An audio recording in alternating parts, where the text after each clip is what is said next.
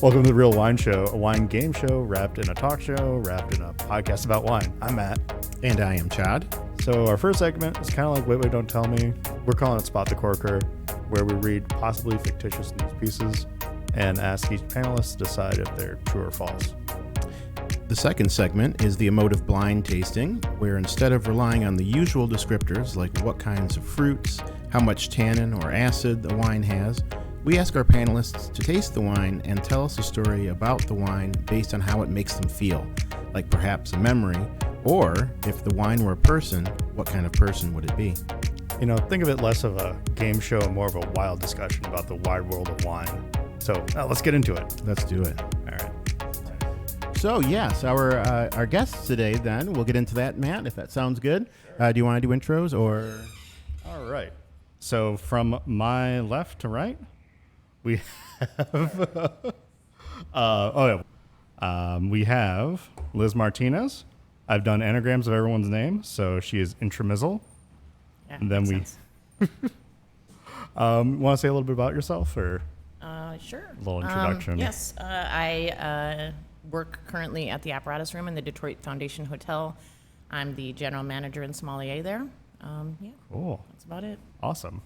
And next to her is Joseph Allerton, or E.T. Jello's orphan. Hello. Wanna... Officially changing my name to that after today.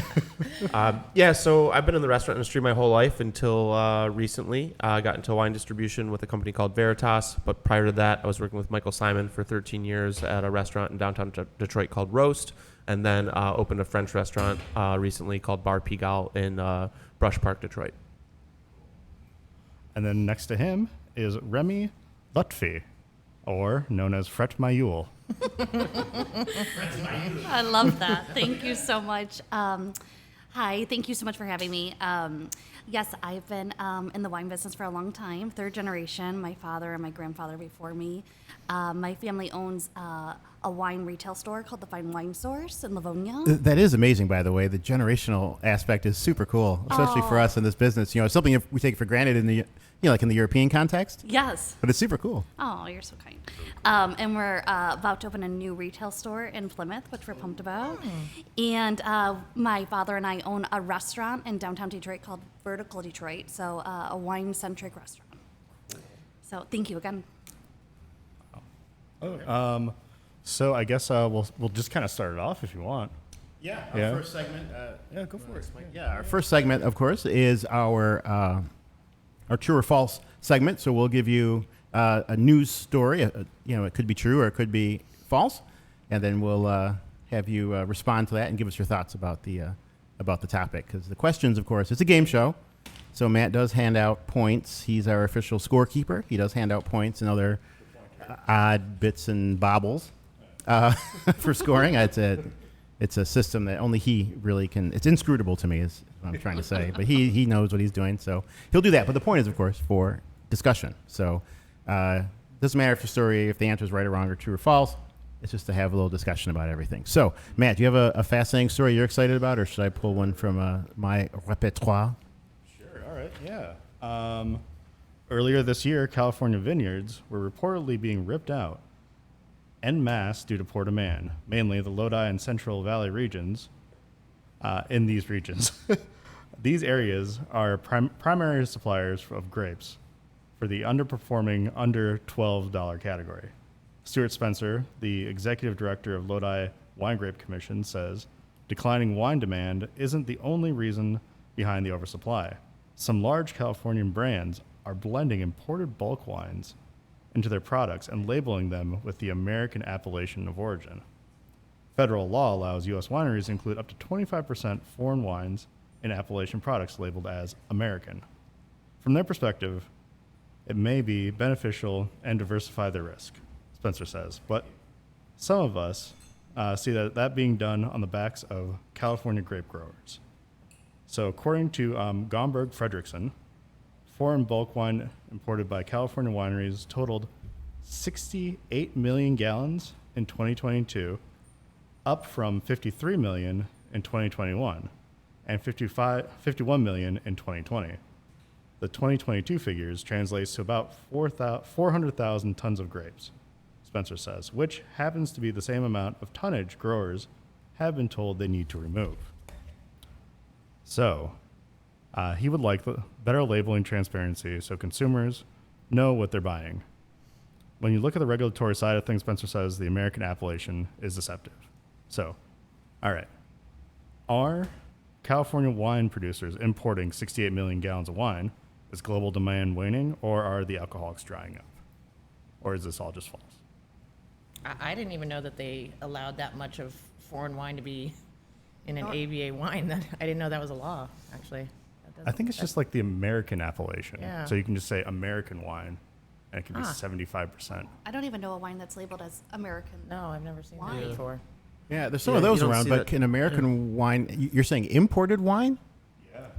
Yeah, like, I mean, he says they like can from- allow up to 25% of imported wine into these. Oh, really? maybe in like, Okay, well, you this is your question. Is that mine? yeah. And California, you know, I'm looking at it like, So you like, can well, play along too, Chad. California, like some of the most expensive, you know, property and grapes out there. Like even, you know, we can get a lot of cheaper wine from Europe, like in bottles shipped to us than what you find in California. So that's an interesting, you know, thing to consider there. That maybe they could actually acquire bulk wine from. Yeah, I was going to say they out of the ship over in country tank. I've and- seen that. Yeah, like then stuff- cheaper than they can Yeah. actually, you know, afford to do it locally. But that's just a staggering number. I guess I would have Yeah. to. I'm pretty shocked by that. to be Yeah, honest with you. I would have to say false, despite, you know, Yeah. some of the potential truths that might be in there. All right, so Joseph's a false on that, and, I'm Liz, also you're false. also Yeah, I you don't- were skeptical I'm not on board with this. from Jump Street. Okay, so Remy, it's up to you. I guess the final answer Here here I about am. I imported agree wine. with my colleagues over here. I think this is false. This is mind-blowing to hear these numbers, in my opinion. Yeah. Matt, did you come up with those numbers on your own? Yeah. I did not come up with those numbers bizarre. on their own.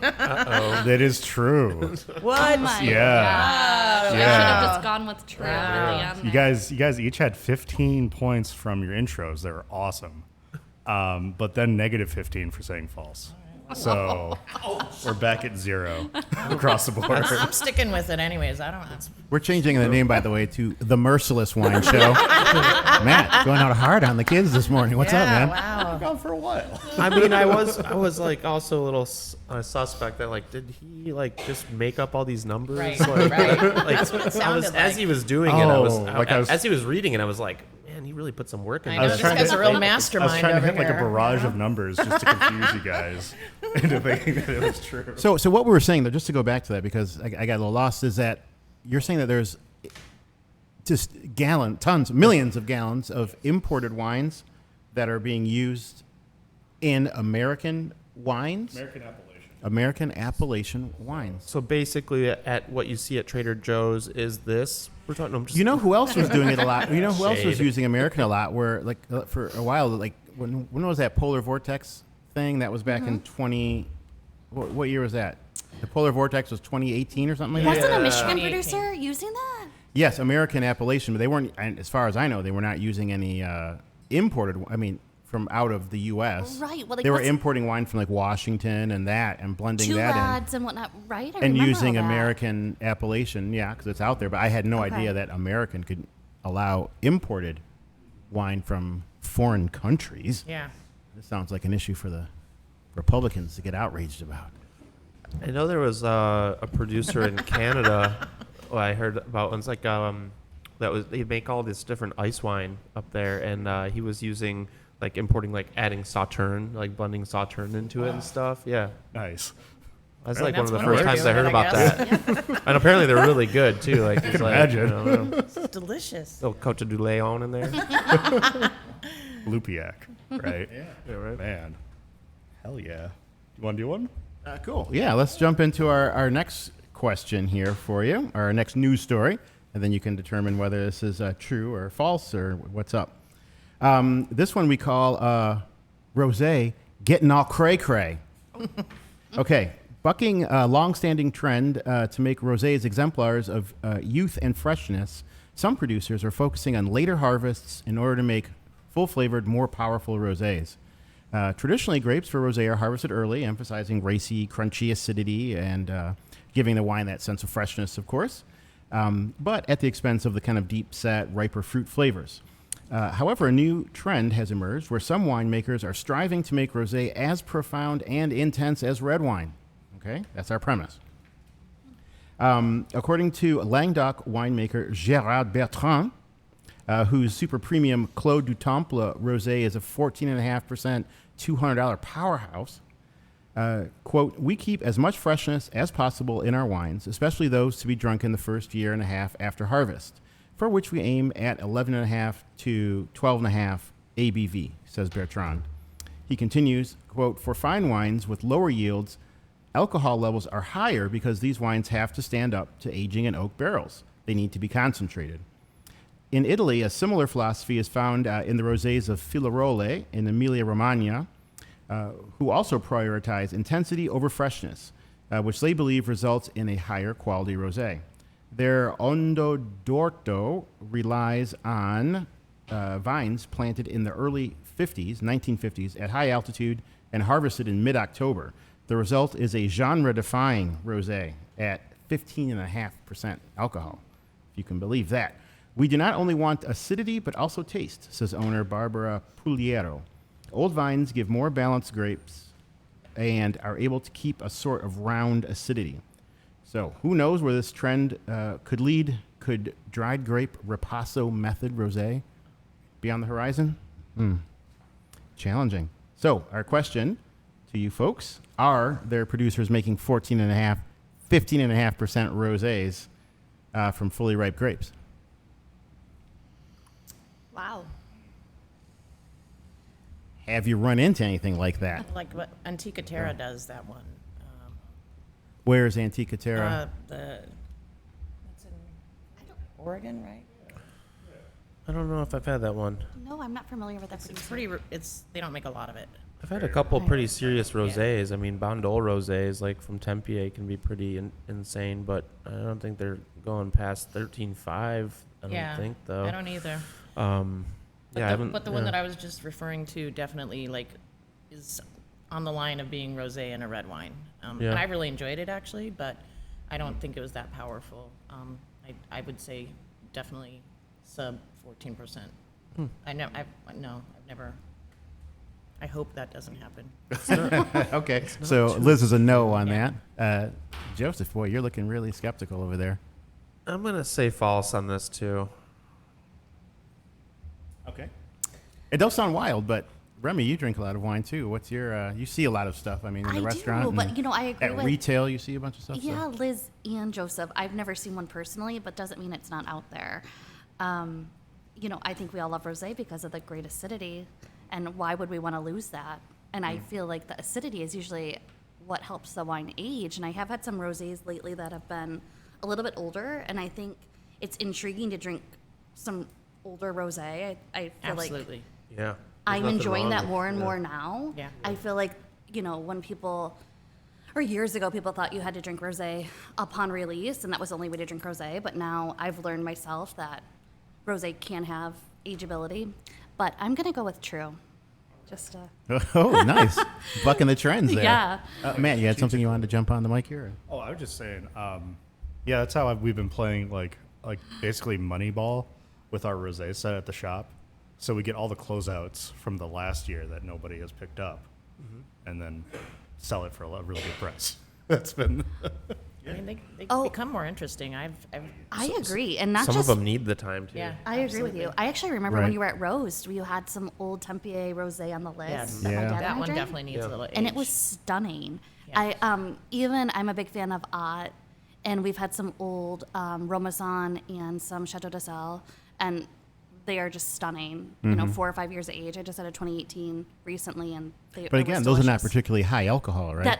That's my point. Yeah. I think we're looking at acidity, not alcohol. Right. But I still am intrigued. We want to hear the answer. Well, the answer is that it is true. Oh. So Bertrand's Clos du Temple at 14.5%, and the Filarole, the Dorto, what's it called? I'm sorry, I've forgotten already.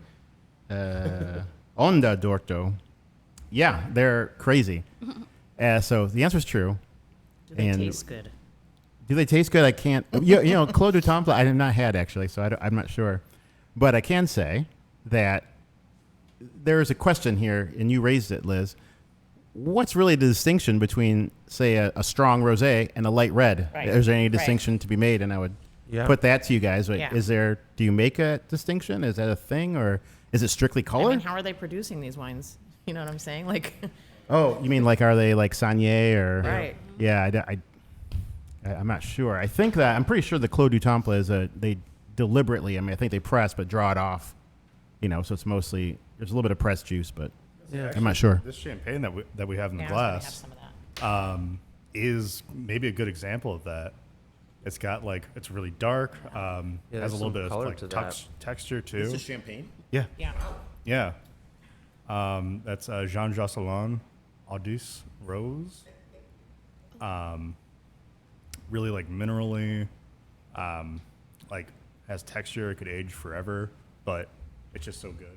And shockingly dark. Yeah, juicy. really Got dark. a lot of color. Yeah, Wow. Yeah, I didn't. right. I didn't think it could be a champagne because I haven't seen it. So I mean, that's really that's very garnet. I mean, it's not dark. Mark from Reserve. Reserve, yeah. Oh yeah, Yeah, they have that's a some cool unique color stuff. to that. And who's the producer on that again? Jean Josselin. Yeah. Yeah, very cool. And so yes, that's a great example. It does. There you go. I mean, this happened to work out. So is it a rosé or is it a light? I mean, it can't be. I don't know.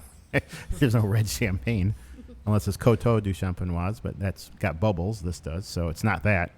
So yeah, do you guys make a distinction between light red and rosé? Is there anything to be said about that? I mean, sometimes I find that I've had some Ploussard from Jura that I'm like, this is gonna be. I tell people tableside, I'm like, this is gonna be the lightest red you've ever had. Basically, it's rosé plus, and it's kind of it's blurring the lines there a little bit, and when reds are that light, or I guess when a rosé is that intense, which I haven't really seen it that way yet personally, but Maybe it's just a marketing. Yeah.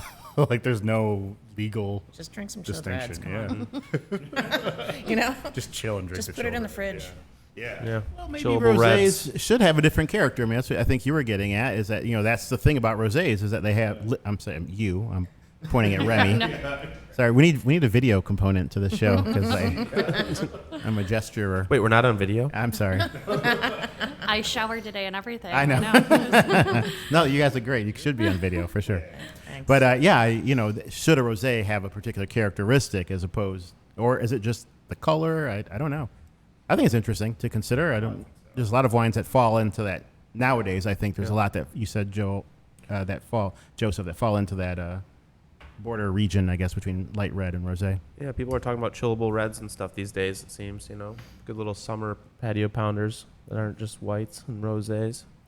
I mean, and you think about classic producers, even Reyes. Anytime I've been able to have Reyes, I mean, it's such an incredible producer, right, that focuses on Grenache, and it's the lightest, most translucent wine. And I would almost say if you looked at it, you could even think possibly rosé again. But would I call that rosé? No. Oh. It's a really interesting question, though. I feel like I need to go home and think about this one. Yeah. But at our restaurant, I've never really had that issue, if you will. Oh yeah. Yeah, it's maybe there's a whole new category we're sitting on waiting to go in between. What would we call that? I don't know. You mean Matt's the everybody to- Matt's the anagram master. Maybe he can come up Right. with an I anagram think we of need to rosé. ponder That's or light red. An anagram of light red. No. I use the computer for those. Right There's an before I app came. for that. Yeah. The scores after round 2. So Liz and Joseph have 75. That was a great discussion. Well, got our points in there, and there's good reasoning too. And then Remy 175 because he got it Wow. right. So yeah. I didn't know that was a 100-pointer. We got points for getting it wrong. That's great. I love this show. Yeah. No, it is a great.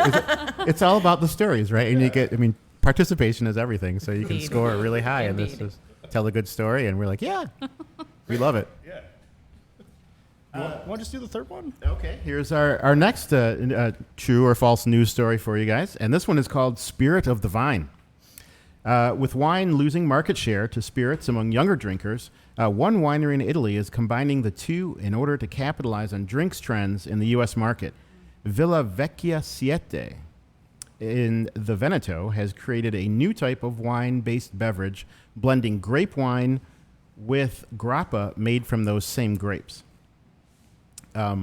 It's sold under the brand name Bartel e Giacomo, named after the founder's grandfathers. And according to owner Giovanni Varese, quote, "We saw our U.S. exports declining while cocktails and spritzers grew in the market. And we saw strong wine products like bourbon barrel-aged Cabernet surging in popularity too. So we decided to combine our two traditional products, wine and grappa, into one drink to please the American palate. Located in the Amarone zone, the Varese family has been making wine and grappa for generations, so all they needed was a new recipe. Quote, residual sugar and high alcohol, says Giovanni, were the key to a product we knew Americans would love. So he began arresting the red wine fermentation to preserve the natural sugars and blending in oak-aged grappa enough to elevate the ABV back to a typical 12.5%, 14% of alcohol by volume. Bartel and Giacomo were brothers who left the family winery before the outbreak of World War II to seek fortune in America. They landed in Appalachia, where they developed a taste for moonshine, a passion they brought back to Italy when they returned home in the early 1950s. Quote, in many ways, says Giovanni, this product is a return to our family roots. And he notes, initial market feedback from Kentucky has been tremendous. So, is an Italian winery, our question for the panelists, is an Italian winery blending wine and grappa to meet U.S. market trends? Wow. That's a heavy hitter, I guess, yeah.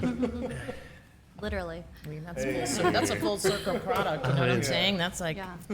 There's a lot of truth in what was said there, Yeah. that's for sure. I feel the same way. Yeah. I feel like that has to be I feel like it's true. true. Yeah, it probably is true. I mean, it's Yeah. like, I'm sure someone's Is trying to... that two trues? Is that we have from I- Remy and Oh, true. Joseph? We're all I said true, true, right? yeah. Everybody's true on that. Yeah, I wonder how they're like. Are they drinking on ice? Like, what are we doing here? Is this, Yeah, can we get Well, it's some of an- this? Yeah, do you have According some to the today? story, it's an American thing, so you I can know. decide. Wow, just you gotta know. go to Appalachia. Okay. Yeah, what Yeah. glassware do we use? I for know that that's too. You know. It's a whole new world, and a false world, however. Oh. It's something that I just pulled out of my tuchus. Wow. It sounded That somewhat. sounded legit. Oh, yeah, I kind of. thought for sure. Yeah. I mean, I But my would- favorite, though, you guys didn't get the Villa Vecchia Siete, that old number 7. Yeah. That was at, who's that? Jack Daniels, right? Oh my gosh. I didn't. That's very clever. Yeah. Also, see, none of you are old enough either, because the other thing, too, was Bartel e Giacomo. Anybody remember Bartles and James wine Oh cooler? wow. Wow. It is false. It's false. It's false.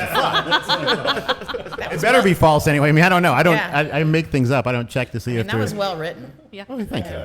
Okay, that was fun. Yeah, there's like all the truths like leading up to it, and then it's like, yeah, there's a lot of good reasoning, and I'm sure someone's like thinking like we got to do something to capture this Yeah. loss of this market right now. And, Yeah. And then, but then Hey, one of the things we do here also is we seed ideas, right? You can take this and run with it if you guys want to. Joseph, that could be your whole brand, man. You could be like, grappa infused I'm wine. like, I think they're doing it wrong though. I'm like, would I ever sell that? God, no. With port. Yeah. I mean, you got port.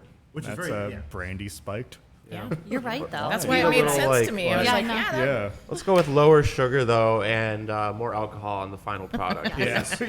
Well, that's the thing, and that's kind of one of my follow-up questions here. Is that you guys think that these? I mean, I guess some of these younger drinkers are definitely going more in the booze thing. Are they going to come back around? What do you guys think about what's happening in the as far as the drinking trends, like with next gen drinkers? Alpha. I think trends always, evolve back and, around and around, when it comes to fashion, drinking, eating, to some extent. I think it's not like a health trend or anything like that. It's a preference trend. So it's not like we're being educated and learning that like wine is bad for us and we need to, it's actually probably the opposite. People Yeah. should probably drink wine more than they should drink alcohol. So yeah, I think, it's just a phase, I've been through all Yeah, sorts I think of a phases. lot of people kind of view it personally. as sort of a luxury beverage too, and so I've seen it kind of go up and down at the Apparatus Room. You know, there's been times when we were not doing very well with the wine sales, and that kind of bummed me out a little bit. But then, like in the last few months, we've seen an uptick in it again, and so I don't know what to attribute that to. But like last night, we sold a ton of bottles of wine, and people were, you know, choosing some of the more interesting wines on the list too. So I guess I'm not really answering it. It's just the education. talking in a circle. Yes. So you See, it's you the educate your team well I do there, educate that's my why. team a lot. They're selling it. Yeah, we taste a bottle of wine every week for our staff training, and you know I definitely try and give them some narratives and salesmanship tools. So Is the is your you're talking about particularly the wait staff team, or do you have a Yeah. separate Yeah. wine service team? Or the wait no, staff? that's the wait staff. Yeah. Yeah, are they really excited to sell wine? Do they? I think so. You know, it's they've been getting more excited. I think it's a lot of it is, you know, being comfortable and, you know, feeling like they know what they're talking about, and that's certainly helped them out quite a bit. So nice pour. It is a healthy pour, Yeah. You know, I definitely think the trend is your friend, you know, and Oh, yeah. I Nice. think just working with my dad for so long, too, we talk about how wine is so cyclical, Yeah. and we are selling a lot of classic wines. Would your dad ever come on the show, by the way? Oh I'd my love gosh. to have. I know he's so busy and he's just doing his thing. He'd be so thrilled. He was would? actually supposed to I come wanna out ask because he him. wanted to see you. Yeah, Liz. He wanted to see Joseph, his old buddy. Oh my God. Okay, tell him I'm gonna. Yes. Okay, he's on next season for sure. Jim Lutfy. Yeah. Yeah, so my dad, Jim, he's been around in the wine business forever, but we are selling more Bordeaux than we ever have, which, you know, we talk about all the time. Like, my dad sold so much Bordeaux in the 90s, We've been early selling 2000s. a lot of white Bordeaux too. Yeah, so white Bordeaux, That's red awesome. Bordeaux, Yeah. and I second what Liz was saying. I mean, she's so wonderful and has so much knowledge, but we try and implement that with our staff too, so they feel tableside that they have the power, you know, to suggest something. And, you know, I think a lot of guests come to our restaurants and want recommendations and want to trust who is guiding them.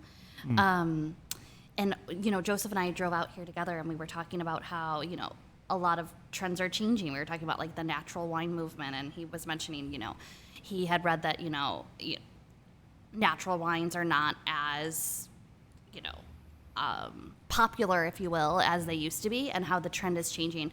New York usually sets the trend, and we're seeing these things change. And that makes me really pumped because, you know, I grew up with a more traditional wine focus. Not to say that there aren't wines out there for everyone, but it's exciting that the wines that I truly love are coming back into fashion. Yeah, for sure. You know, like being like classically trained, you know, I definitely lean towards the well-made, delicious wines. yes. Nothing too natty. Right. Yeah. I can't really get on board with that, you know. Yeah, and that's So one it of the is, changes. it is nice to see, Yeah. you know, people going back to the classics Correct because wine. that makes me really happy. What's that? Typicity, correctness. Yeah, correct Yeah. wine. Those are nice. Correct. What I like about the natural wine movement, what it did was help farming. So, like, maybe we're losing the flavors or the flaws that were just kind of accepted with natural wine, and then kind of adding better farming into the mix. So, I don't know. That's just kind of a... Yeah, and then when you couple that, you know, the better farming with really good winemaking technique, and we've seen that. I think that's one of the trends maybe you were talking about, Remy, is that the natural wines. Oh, there it goes again. What's going on? hit the bar. Oh, My bad. the natural. Whoa, strange feedback. You guys hear that? It's, No. Oh, it's No, I think we're good. weird. Okay. Although we're gaslighting. Yeah. But one of the trends has been, I think, that the winemaking, natural wines, have gotten cleaner, right? They're Yeah. not as faulty, I Right, guess is frankly right, the word to right. say, as they have been. So, I agree. I mean, that's what I was talking about with Joseph and his wife, Yeah. Cece, on the way out here. You know, that's always been one of my biggest pet peeves is there's no consistency. So Right. how can we put that in on a restaurant list or by the glass, and you know, you have one incredible glass, and then the next glass is completely different. It just it doesn't make Right. sense for me. Not that I don't respect it and understand it, but yeah, I'm excited to, like we were talking about, be selling some wines that are really near and dear to me, and you know, I have some passion for. have you felt, Remy, like in your life, that you were a bit of a how do you call it? Not an outsider, but within your peer group, did you feel that you were really onto something that they were not, like with the wine, because of your upbringing in the wine business and knowing so well, like very, like real classic, iconic wines, did you feel like I can't understand what these kids are talking about? Did you feel like apart in some ways, or? No, not necessarily. I've always been around great wine. I'm very lucky. My parents always drink great wine. My dad is so passionate about it. I've learned so much from him. I still learn every day. He loves wine. We're always talking about wine.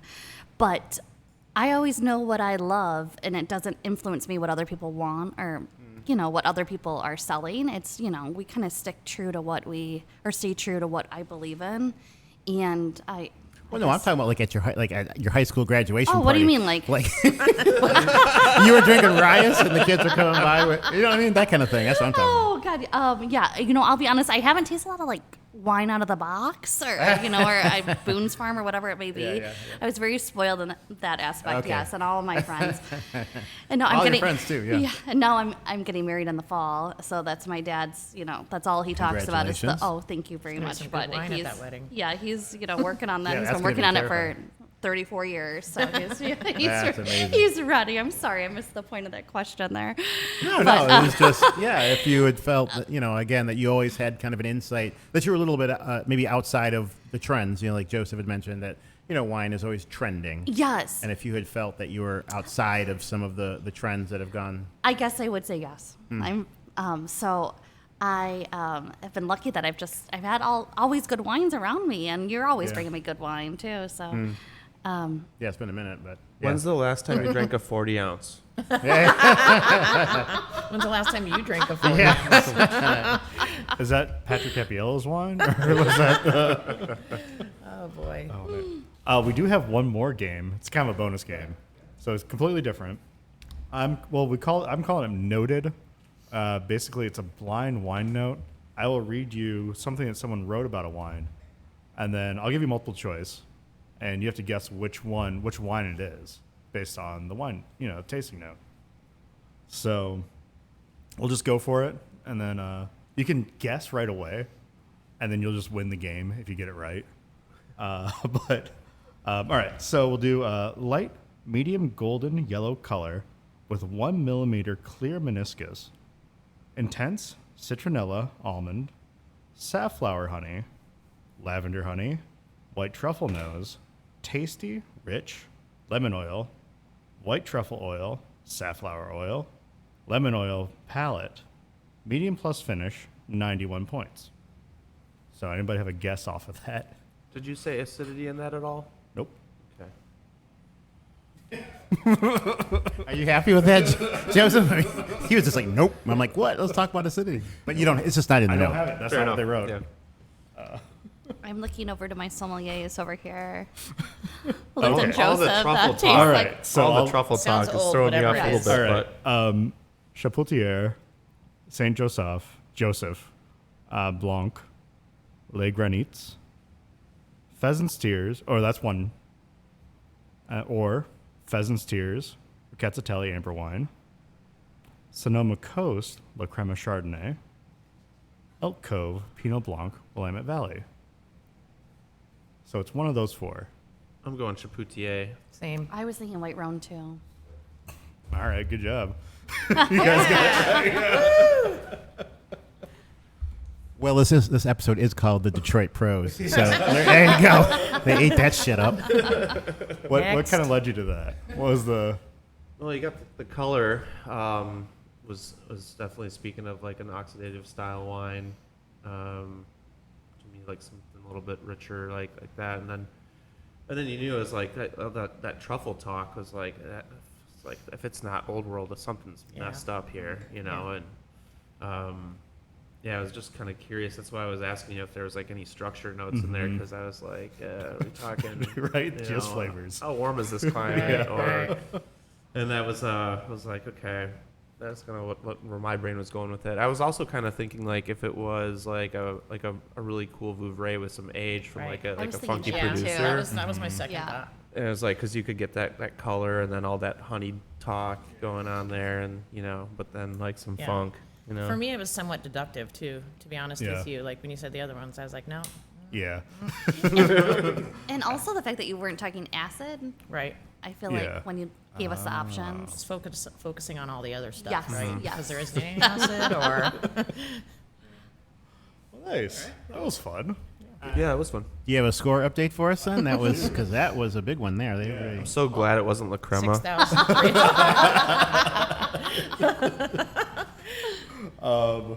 So Joseph and Liz are tied at 183. And then Remy is in the lead with 283. Okay. It's on. Yeah. well, should we give them one more news story to have them Sure. Or we try to could go break into that the, tie thing? Or go into the blind tasting. We got like about 20 minutes left. So that'd give everybody a chance to talk about their stories and stuff. oh yeah, Yeah. okay. So yeah, are you guys ready to? You have to clear some glassware there. Okay. Okay. And does anybody have, by the way, any update on? We tried a couple of wines. And we didn't talk about them at all. Like, does anybody have? I know we have some Brock on the table. I don't know what that was. I liked it though. It had some Yeah. tart, crunchy fruit. I can't remember didn't which try wine that that. one. I will say the Astro Bunny. I liked it better the first time around, and then like the second time it got a little weird in the glass. Oh yeah. That's an Aussie wine, right? I should know. It comes from It is Eagle Eye, Australian, it said on the back. but I can't remember what it is exactly. Vermentino and Gruner Veltliner blended with. I think it's- Verdejo. Wow, that's pretty far out. What's the second grape? Does it say Zabibo? Oh, really? Nero Moscato. Diavola. Nero Diavola. I agree with Liz. When we first Wait, is poured there a it, Zabibo or it no? was It is a Zabibo in there too. That's 23% Zabibo. Whoa, that's wild. It didn't seem that floral to me. Like Yeah. Moscato, I always think of as having really floral notes. components, but We all mentioned, though, it was great with the corn nuts and Yeah. the spread over here. So- corn nuts for the win. Maybe it just Yay! makes the corn nuts. Yeah. And what is the Brock? I brought that one, but it was a new one for me, and I just grabbed it and hadn't tried it out. That's a what is that? I don't know what it is. It's called Aqua something. Or Aquavino. Petnat, yeah. Does it say anything about what it is? No. I'll look it up. I don't have my glasses on. I mean, it just says wine spritzer California. Yeah. So Sparkling 25% from Nevada. Valdigue. Valdegui. Nice. Oh, you're fine. Go ahead. Yeah, I wonder Aquavino. what. Are you familiar with Aquavino. that? Is that a category? Water wine. I didn't know that was Spritzer? is that a No? new category now? I don't I know. thought that was a drink. That's a in question for can. you guys. We're testing you now. Okay? That's a question for Google. That's for the Google. Back at you. That's for the Google. Okay, well, I'll see what I can find out. The other, and we talked about the champagne. That was cool. Anything else that we missed? That's it. You guys have been going pretty light today. Sometimes we have a lot more wine to talk about. But yeah, if you want to clear your glasses then and pour, you have your blind wine there. It's on the table in the little neoprene sleeve. So you can check that out. And then what we ask you to do in this segment is check the wine out, taste it.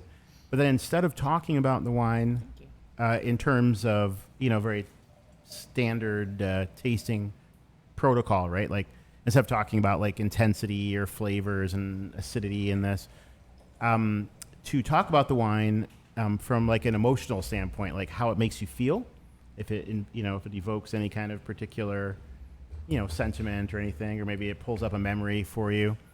You can do that. The alternative is to talk about the wine as if it were a person. So like if it were a person, like what kind of person would it be? What kind of characteristics would this person have? So that's our challenge for the blind tasting segment. And we'll give you guys a minute to check that out and see what you think about it. And I am going to look up this Brock Aqua, what?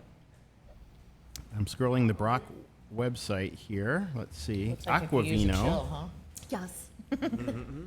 Okay, I'm going to read this about Aquavino. The Aquavino story is one of hydration and winemaking. It first started in 2022 with the Valdegui.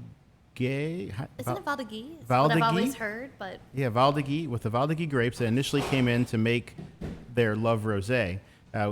They say we were left with grapes that had a good amount of Valdegui juice, so we put the skins into a stainless steel tank and filled it with water until the grapes were barely submerged.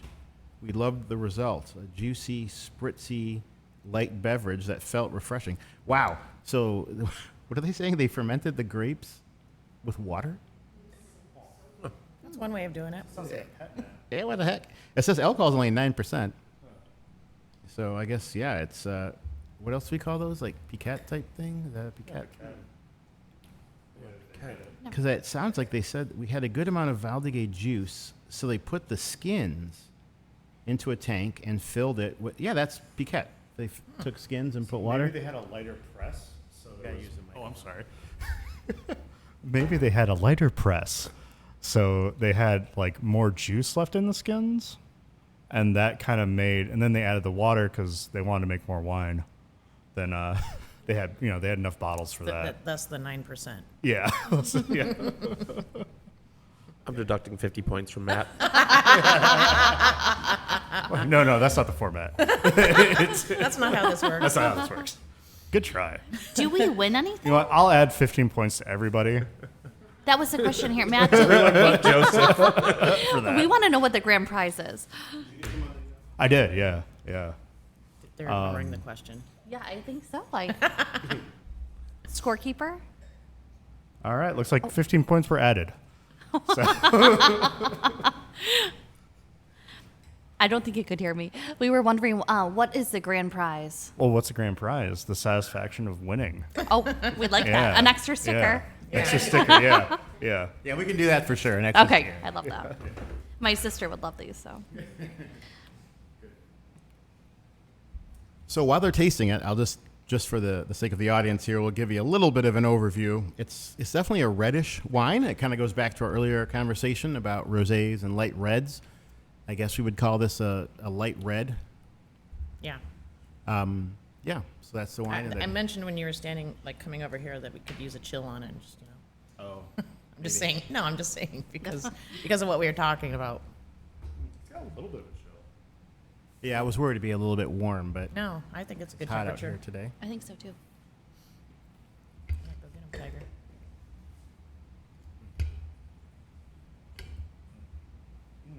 Okay, so have any of you gathered your thoughts a bit, and you have any feelings about the wine? I mean, I feel like I like the weight of this wine. It is somewhat light, but I feel like it has, a lot of personality. Definitely a little smokiness and a little tar, some tart cherry. These are not emotional thoughts. I'm getting there. Okay. I'm getting there. I'm trying to help you, Liz. Thank you. Matthew, he's a very hard judge. I can see him over there scribbling away. Yeah. So. It's like deduction. Minus. It's a merciless wine show, remember? I don't know if it evokes any memories for me, but it does feel very pretty to me, and it feels just like, if it does evoke any memory for me, I would say northern Italy, being up there at some point, and I really enjoyed some time in the Dolomites, in that whole area there. I'm not saying that's where this wine is from, but it does kind of take me back to like some Italian memories from northern Italy. So Oh, cool. that That's was a really neat. happy time for me. So She did bring it around, man. Are you noting that? She did. yeah, She went off. Yeah, thank you. Plus, She went out a little pro Sam way for a minute, but she came back. That's pretty good. takes me a minute sometimes. Yeah, nice. How about Joseph, Oh, Remy? What do you guys goodness, okay. think? Remy, You yeah. know, it's so interesting to taste wine this way because I think we're so used to talking about the flavor. So I think it's unique, and I enjoy it. So I think this is one of my favorite varietals, which Oh, really? You were nailing it. Oh my gosh. no, I'm not You- trying you- to. you'll at have a all. chance I'm to not do going that. to. Which No. I have a tattoo of. Wow. So you'll have a chance to do that after we do the emotive part. You can take a stab at maybe think what it is, and it.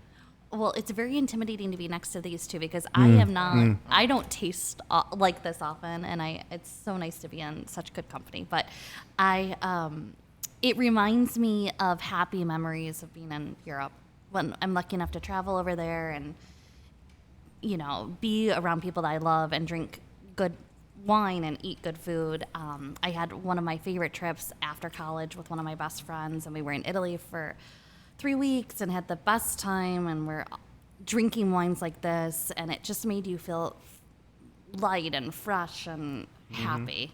I think the acidity Nice. is wonderful here. It just makes me think of summer Yeah, and awesome. just being with people you love. So Very cool. So another Italian memory, Italian-related memory.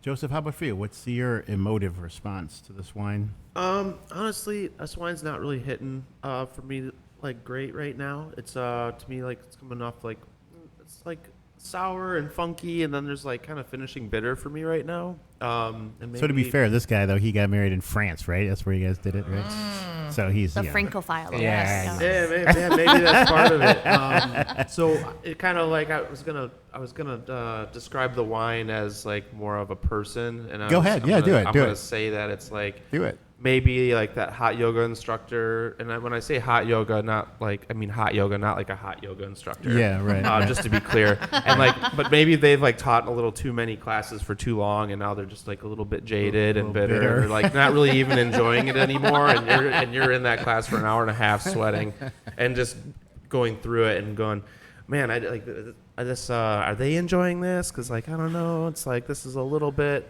I'm getting kind of. There's like an edginess in here, a little like, it's a little, you're like, this is a little different. I'm trying to relax a little bit, right? Fabulous. So that's No, I kind can of feel like, that, yeah. that's how this wine speaks to me for some reason right now. Wow. Man. Are there So any we go-backs? went from I'm just kidding. beautiful memories of Italy to bitter yoga Yeah. instructors. Oh, well. That's why he's sitting Who in the knows what it middle. is? Which I guess brings us to the next question then. So now we've done that portion of it. Do any of you want to venture a guess? Remy, you mentioned something about it being your favorite grape. Liz, you said something about you have a tattoo of such grape or something. What? Yeah, I know. Anybody wanna think guess? It's a really charming Nebbiolo. I was going maybe more Sangiovese. Nice. So Nebbiolo Sangiovese. Okay. But I love Nebbiolo too. I love Italian wines in general. I love Nebbiolo. Yeah. For extra points. Joe was like, I left my gym shorts in the bag too long. That's what it reminds me of. Rough. Tough crowd. All right. Well, those are our responses. It looks say, like, wow, Matt's doing some math over here. That means you turned in some good performances. Maybe some Norello Mescalese here. Hey, Oh. Yeah. that's a good one too. So again, Italy. Wow. I think it's definitely Italian. I think it is too. Yeah. I mean, I think it's regardless, Nebbiolo. I'm Yeah. still sticking with Italy. I think it's fascinating that a wine can do that, right? Like feel so, and it's really the Italians in particular, I think, are this way, that they can create wines that are Italianate. I think that's stunning. Yeah. That's really an amazing A thing. little thumbprint on them, you know. Yeah, sure. yeah, it's amazing. Do we want to? Who wants to do the honors? Joseph, Yeah. Open it up. Looks like it's Joseph. Honors Would of you what? What are we mind doing? opening the bottle. Yeah. You know, it could be Dolcetto though. Yeah, like if I was going really It's off the path, I Piedmont. could say like Grignolino Yeah, or it's- something now like I'm that. taking You it know, It is Piedmont. Grignolino It's or smelling- what it feels like. It's Yeah. smelling much more. Nice. Holy Bauda. Grignolino. No. Oh my God. God damn it. Wowza. I was getting that cherry originally, Yeah, and then yeah. the more I Well, had the it in my glass, I was Sangiovese like, call's good because I always Yeah. get like a lot of Sangiovese from Grignolino. So, Grignolino d'Asti. Yeah, I love Dang. Grignolino. Holy Bauda. it's 2023. so fun though. Yeah. I mean, and I don't blind taste often, so it's Yeah. always just Yeah. like I said, it's so fun to That's I the taste. need another second blind tattoo. Grignolino we've had. It is. All right. That really is the second That's blind the second green. one. Wow. We did La Morada. Radical. Yeah. I would have been so pissed if it was Nebbiolo. Well, there's that style of wine. I sell it by the glass, and I feel like it is a little bit lighter, but it definitely, the wines are charming. I really do enjoy everything that they do. And delicious by itself, but I can only imagine with charcuterie, with like Right. some richer foods, just Right. delicious. Yeah. Everything I want. We It's have good charcuterie. summertime red. Yeah. Maybe I just don't want to drink it for breakfast, which is what we're doing. At 1 o'clock. Right. That sounds like somebody who lives a real wine lifestyle right there. Like It's the real wine breakfast guy is here. breakfast is at noon. Intermittent fasting, you know? Yes. Yes. I fast every minute. So, you want the scores? Do we Yeah, I want- mean they were right on top of it. So I mean that was scary. That was some good calls there. So yeah, what did you come up with, man? Does it count that I said Grignolino at the last minute? She did. No, I did. she did. She did. Right as we were revealing. Oh, actually. That's might Yeah. be the landslide there Might you need the needed. calculator now. Yeah.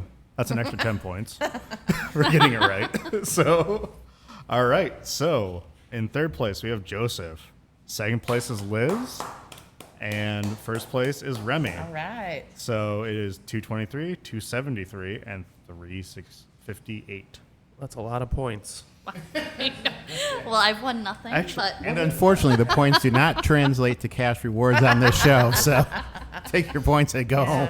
I already did the points before we took into account Liz. So, I think you're tied for first, actually. oh, I love that. Yeah, yeah. But Joseph did lose. We're like the Joseph bookends here. I feel like he's winning. You know what I'm saying?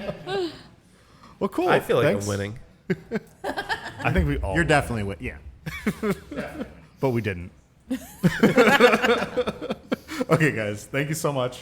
I think this is a good episode. Yeah. Thank you. Thanks for coming in. Oh, was thank fun. you for having Yeah. me. Yeah, that was a lot of fun. It was another great show, and yeah, thank you very much. And what do I want to say? Is I hope let's. I think it's great. I love drank being some with great these wines. two over here. I feel like this is really good representation of Detroit. Excellent. Yeah, thank you. And we're gonna miss you, Liz, on your trip down to Alexandria. So do well, and maybe we'll come see us. Yeah, you should. It's really nice there. Looking forward to it. Okay.